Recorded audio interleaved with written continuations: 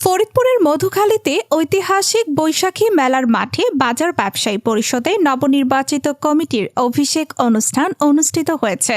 শনিবার রাতের এই অনুষ্ঠানে এলাকায় আনন্দঘন পরিবেশ বিরাজ করে। অনুষ্ঠানের প্রধান আকর্ষণ ছিল জনপ্রিয় কণ্ঠশিল্পী মনির খানের হৃদয়ছোঁয়া সঙ্গীত পরিবেশনা, যা দর্শক শ্রোতাদের মন কাড়ে। দেশের জনপ্রিয় কণ্ঠশিল্পী মনির খানের আসার কথা শুনে দূর দূরান্ত থেকে হাজার হাজার গানপ্রিয় দর্শকবৃন্দ বৈশাখী মেলার মাঠে হাজির হয়। মনির খান স্টেজে উঠলে হাজার হাজার দর্শক তাকে হাত নেড়ে সাধুবাদ জানান। এছাড়াও অন্যান্য শিল্পীরাও গান ও নৃত্য পরিবেশনা করেন।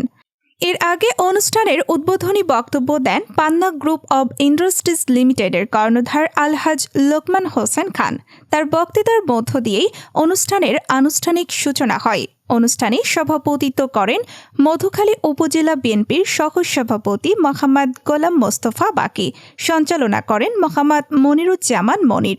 এ সময় বক্তব্য রাখেন মধুখালী উপজেলা বিএনপির সভাপতি মোহাম্মদ শাহাবুদ্দিন আহমেদ সতেজ, মধুখালী উপজেলা বিএনপির সাধারণ সম্পাদক মোহাম্মদ আব্দুল আলী মানিক, মধুখালী পৌর বিএনপির সভাপতি মোহাম্মদ হায়দার আলী মোল্লা, সাধারণ সম্পাদক মোহাম্মদ ইয়াসিন বিশ্বাস, মধুখালী বাজার ব্যবসায়ী পরিষদের সভাপতি মোহাম্মদ আবুল বাশার বাদশাহ, সহসভাপতি মোহাম্মদ কনক হাসান মাসুদ, সাধারণ সম্পাদক মোহাম্মদ কামরুজ্জামান মিন্টু, পান্না গ্রুপের কর্ণধার আলহাজ লোকমান হোসেন খানের পুত্র মোহাম্মদ আরিয়ান খান সহ আরও অনেকে।